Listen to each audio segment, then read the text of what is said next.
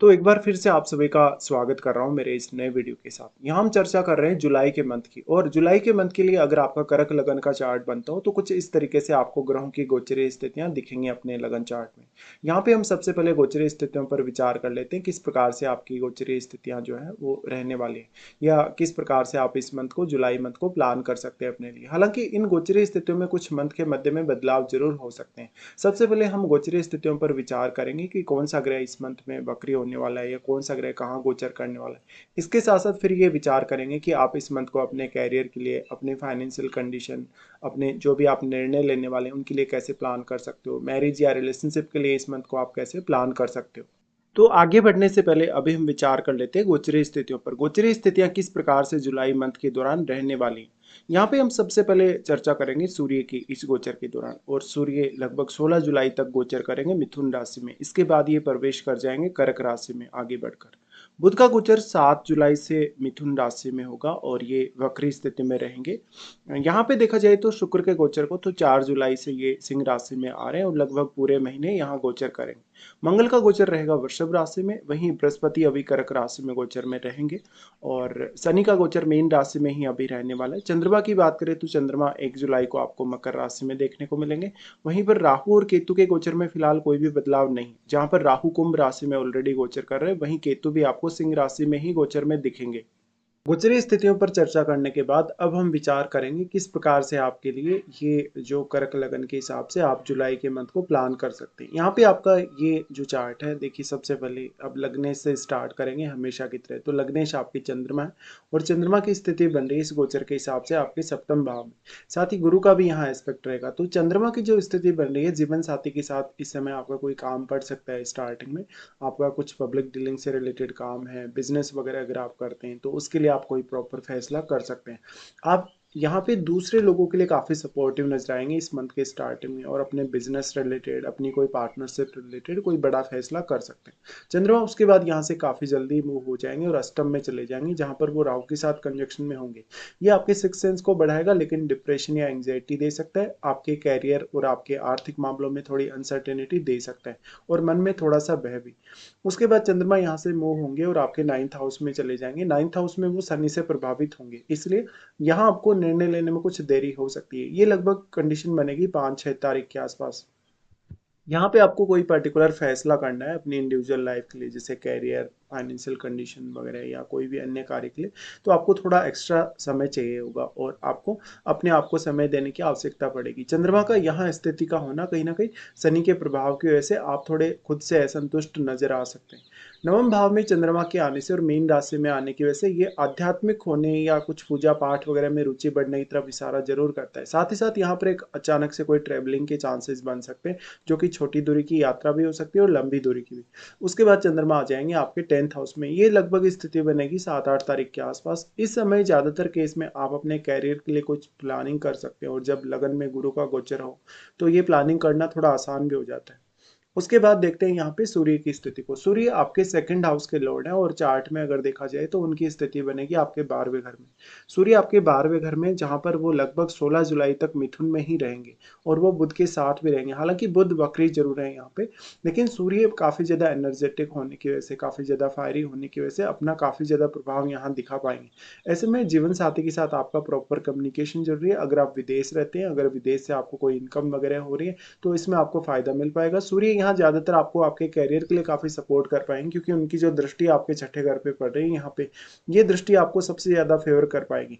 लेकिन ऐसा हो सकता है कि आप अपने जीवन साथी को अच्छे से समय ना दे पाए इस मंथ में। हो सकता है आप खुद को ज्यादा समय देने की कोशिश कर रहे हैं या अपने कैरियर पे ज्यादा फोकस कर रहे हैं। सूर्य यहाँ आपको हेल्प करेंगे काफी ज्यादा ही, क्योंकि आप अगर कोई कंपटीशन वगैरह के लिए देख रहे हैं, कोई प्रतियोगी परीक्षा फाइट करने के लिए देख रहे हैं, या कोई भी इस तरीके की अन्य प्लानिंग भी अगर आपकी है, तो आपको सूर्य और बुध दोनों का ही वैसे तो सपोर्ट है, बट क्योंकि आपके लिए बुध अभी वक्री कंडीशन में रहेंगे तो सूर्य का यहाँ ज्यादा सपोर्ट आपको रहेगा। फिर सूर्य यहाँ से अपना राशि परिवर्तन कर लेंगे और लगन में आ जाएंगे।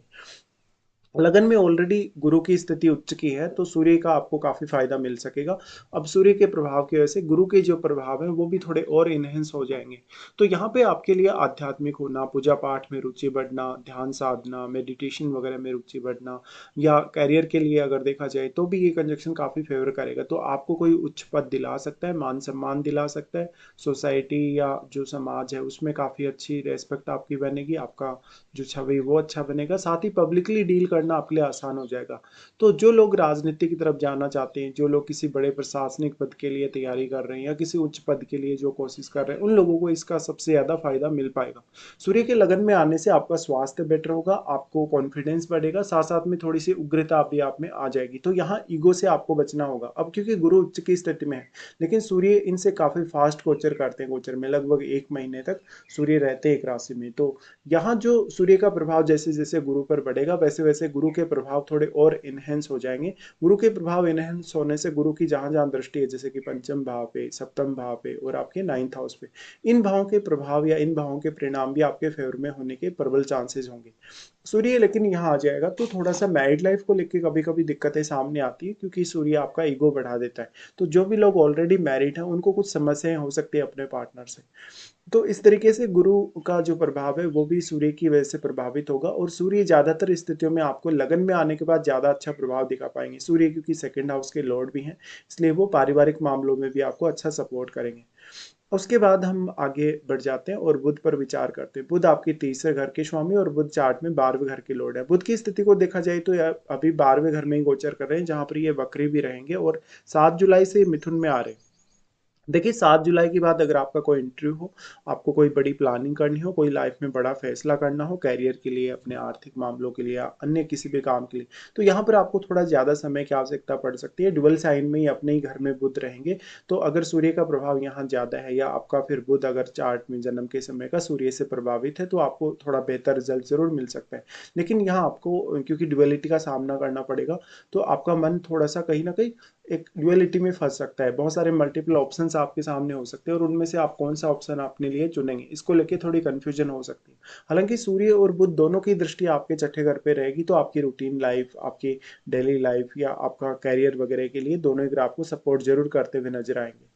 इस हिसाब से देखा जाए तो फिर आपकी कम्युनिकेशन पर असर पड़ सकता है, आपकी अंडरस्टैंडिंग या दूसरों के साथ आपके वार्तालाप पर भी थोड़ा असर पड़ सकता है। बट लगन में बैठा गुरु आपके लिए इस मंथ में काफी अच्छा बैलेंस क्रिएट कर रहा है चार्ट के लिए। फिर यहाँ से विचार करेंगे अब शुक्र के लिए। शुक्र फोर्थ लॉर्ड और आपके चार्ट में वो 11वें घर के लॉर्ड है। शुक्र फिलहाल रहेंगे गोचर में सिंह राशि में, और वो यहाँ केतु के साथ रहेंगे। तो केतु के साथ वैसे भी शुक्र उतना अच्छा वर्क नहीं कर पाता, और क्योंकि फायरी साइन में भी शुक्र है यहाँ पे, और जो आपके लॉर्ड है सेकंड लॉर्ड वो भी आपके 12th हाउस में, तो खर्चा होना बहुत ज़्यादा संभावित है। फैमिली से थोड़ी डिटेचमेंट होना, या हो सकता है आप फैमिली को ज़्यादा समय नहीं दे पा रहे, फैमिली के साथ टाइम स्पेंड नहीं कर पा रहे, इस चीज़ की आपको प्रॉब्लम हो सकती है। शुक्र का केतु के साथ आना आपकी जो मैरिड लाइफ है, आपके जो रिलेशन है, उन पर भी अवश्य ही प्रभाव डालेगा। तो यहाँ पे अपनी मैरिड लाइफ और अपने रिलेशन पे आपको ज़्यादा से ज़्यादा ध्यान देने की आवश्यकता है। साथ ही साथ जो शुक्र है उनका दृष्टि आपके अष्टम पर भी रहेगा, लेकिन अष्टम के लिए शुक्र आपको उतना ज़्यादा सपोर्ट नहीं कर पाएंगे, क्योंकि केतु के साथ रहने से केतु इनकी एनर्जी को अपने में समाहित कर रहे हैं, इसलिए यहाँ पर आपको थोड़ी प्रॉब्लम बढ़ जाएगी। और यहाँ राहु ही ऑलरेडी अष्टम भाव को काफ़ी मल्टीप्लाई कर रहे हैं, तो शुक्र के कमजोर होने की वजह से फिर आप यहाँ कोई बहुत ज़्यादा बेहतर परिणाम एक्सपेक्ट नहीं कर सकते हो।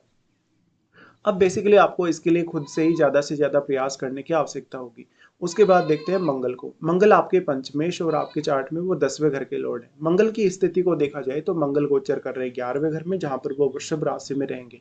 देखिए मंगल की ये स्थिति आपको ज़्यादातर मामलों में सपोर्ट करेगी। यहाँ पर मंगल क्योंकि पंचमेश है, तो आप अपनी पूरी योग्यता का इस्तेमाल अपने लिए कर सकेंगे, साथ साथ में धन प्राप्ति या धन को मैनेज करने या अपनी एक्सपेक्टेशन के हिसाब से आगे बढ़ने के लिए आपको ये सपोर्ट करेगा। और लगन का जो गुरु है वो आपको काफ़ी सारे मामलों में निर्णय लेने, सोचने या विचार करने के लिए अच्छी स्थिति देगा, पॉजिटिविटी देगा। तो जो मंगल का प्रभाव है, मंगल क्योंकि ये आ रहे हैं वृषभ राशि में, वृषभ राशि का मंगल आपको धन दिला सकता है, कहीं आपका रुका हुआ पैसा है, अटका हुआ पैसा है। साथ ही लीडरशिप की क्वालिटीज में मंगल काफ़ी अच्छी प्रोवाइड करता है, लेकिन क्योंकि शुक्र के घर में है, तो मंगल ही अब आपको ज़्यादा से ज़्यादा सपोर्ट कर पाएंगे। शुक्र आपके क्योंकि केतु के साथ कंजक्शन में आ गए हैं इस मंथ में। अब मंगल क्योंकि पंचमेश है, तो आप अगर लॉटरी सट्टा में डील करते हैं, शेयर बाजार वगैरह में डील करते हैं, या किसी भी तरीके से आप कोई स्पेकुलेटिव काम करते हैं, तो मंगल का आपको काफ़ी अच्छा सपोर्ट रहने वाला है, लेकिन मंगल की उग्रता को भी आपको कंट्रोल करना होगा। और बेसिकली जो मंगल है वो 10th हाउस के लॉर्ड होने की वजह से करियर के लिए काफ़ी अच्छी स्थिति यहाँ बना रहे हैं। फिर इनकी दृष्टि के हिसाब से देखा जाएगा तो मंगल की सबसे पहले दृष्टि यहाँ शुक्र पर ही पड़ेगी। जब वो शुक्र के घर में गोचर में हैं तो यहाँ शुक्र को वो उतना ज़्यादा प्रभावित नहीं करेंगे नेगेटिवली, और शुक्र वैसे भी केतु के साथ होते हुए थोड़े कमजोर जरूर हो चुके हैं।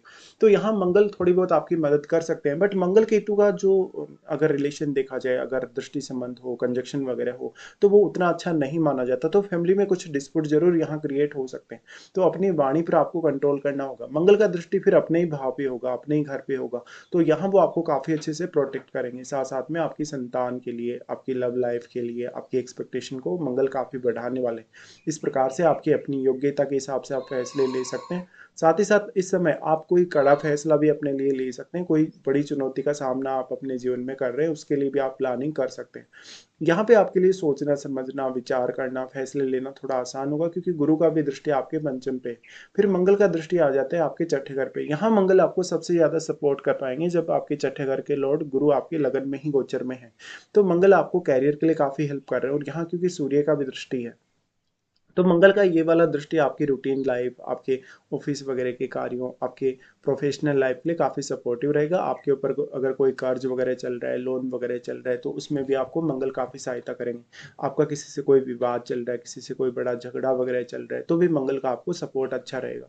इस हिसाब से देखा जाए तो मंगल आपके कैरियर के लिए, आपके धन के लिए और आपकी अपेक्षाओं को पूरा करने के लिए अच्छी स्थिति दिखा रहे हैं। उसके बाद चर्चा करेंगे गुरु के लिए। गुरु आपके 6th हाउस के लॉर्ड और आपके चार्ट में वो नवम के स्वामी। देखिए, गुरु का गोचर लगन में है, और लगन का गुरु हो और उच्च का गुरु हो तो पूरे चार्ट को बहुत ज्यादा बैलेंस में लेकर आता है। गुरु यहाँ पर आपकी मैरिज और रिलेशनशिप को बेटर करेंगे, साथ साथ में आपकी अंडरस्टैंडिंग और आपकी जो छवि है, आपकी जो पर्सनल एक जो इमेज बनती है उसको बेटर करेंगे। साथ ही दूसरों से आपको काफी अच्छा मान सम्मान या रिस्पेक्ट मिल पाएगी। गुरु का सबसे पहले दृष्टि पंचम घर पे रहेगा। पंचम घर से जुड़े हुए जितने भी आपके रुके हुए काम है वो सारे के सारे बनेंगे। यहाँ मंगल भी आपको काफी हेल्प कर रहे हैं, तो डिसीजन लेना, सोचना, विचार करना या काफी कड़े से कड़े फैसले लेना भी आसान हो जाएगा। गुरु की दृष्टि पंचम पर होने से बेसिकली संतान के साथ रिलेशन काफी बेहतर हो सकते हैं। साथ ही साथ आप में कार्य करने की क्षमता बढ़ सकती है, थोड़ी उग्रता भी जरूर हो सकती है, लेकिन इसका जितना अच्छा इस्तेमाल आप पॉजिटिव वे में करेंगे उतना आपको यहाँ फेवर करेगा, मंगल और गुरु दोनों ही। गुरु का दृष्टि फिर आ जाता है सप्तम पर। ये मैरिज और रिलेशनशिप को बेटर करेगा। अगर आपका पार्टनर के साथ कुछ प्रॉब्लम चल रहा है, अगर कुछ लड़ाई झगड़ा चल रहा है, आपस में विवाद की स्थिति चल रही है, तो गुरु यहाँ हाईली आपको सपोर्टिव रहेंगे। लेकिन गुरु क्योंकि अपने नीच के घर पे दृष्टि डाल रहे हैं और अपने क्योंकि वो स्वयं उच्च की स्थिति में है, इसलिए यहाँ वो आपके लिए सपोर्टिव ही होंगे, और अपने नीच के घर में वो आपको कोई भी नुकसान नहीं करेंगे। फिर गुरु का दृष्टि क्योंकि शनि पर भी है, जो शनि आपके सप्तमेशी हैं, और गुरु यहाँ देखा जाए तो क्योंकि गुरु के ही घर में शनि गोचर में है, तो यहाँ गुरु का जो सपोर्ट है आपको 7th हाउस के साथ साथ आपके नवम भाव के लिए भी रहेगा। काफ़ी लंबे समय से शनि अभी मीन में गोचर कर रहे हैं, तो आपको काफ़ी रुकावटें देखने को मिल सकती है। काफ़ी सारे व्यवधान जो आपको अभी तक देखने को मिले, आपका भाग्य साथ नहीं दे पा रहा, या आपके कोई भी ऐसे काम नहीं बन पा रहे, जैसे विदेश यात्रा करनी हो, उच्च शिक्षा के लिए कुछ प्लानिंग आपको करनी हो, तो इस मामले में अब गुरु का बेहतरीन सपोर्ट मिलने से और गुरु का प्रभाव शनि पर होने से शनि का प्रभाव थोड़ा और बेटर होगा आपके लिए। इस हिसाब से देखा जाए तो गुरु आपके लिए हाईली सपोर्टिव है। उसके बाद विचार करते हैं यहाँ पे शनि के लिए। शनि आपके सप्तमेश और आपके अष्टमेश दोनों ही भावों के स्वामी हैं, और यहाँ पे शनि आ रहे हैं 9th हाउस में। 9th हाउस में काफ़ी लंबे समय से शनि चल रहे हैं, तो आपके लिए अब उच्च शिक्षा के लिए प्लानिंग करना, विदेश यात्रा करना, लंबी दूरी की कोई यात्रा करना, धर्म कर्म के कार्यों में रुचि, ये सब आपके लिए कहीं ना कहीं होने वाले पॉसिबल। और शनि आपको अब डिले नहीं करेंगे। गुरु के प्रभाव की वजह से शनि का जो प्रभाव है थोड़ा शुभ होगा, और मीन राशि का शनि है तो आपको अध्यात्म की तरफ थोड़ा लेकर जाएगा। यहाँ पे अब शनि सबसे पहले दृष्टि डालेंगे फिर आपके 11वें घर पे। 11वें घर में ऑलरेडी मंगल का ट्रांजिट है, तो मंगल ही यहाँ पे सबसे ज्यादा प्रभाव अपना डाल पाएंगे। शनि का उतना अधिक यहाँ प्रभाव नहीं पड़ेगा, और वैसे तीसरी दृष्टि शनि की पड़ रही है, तो शनि भी आपका कुछ यहाँ बिगाड़ने नहीं वाले, क्योंकि वो अपने मित्र के घर पे ही दृष्टि डाल रहे हैं। शनि उसके बाद दृष्टि डालेंगे 3rd हाउस पे, जहाँ पर वो आपको व्यक्तिगत तौर पर काफी ज्यादा जिम्मेदारी देंगे, आपको काफी सक्षम बनाएंगे, कार्य क्षमता को बढ़ाएंगे। लेकिन ऐसा शनि कभी कभी आपसे थोड़ी हार्डवर्क ज्यादा करवाता है।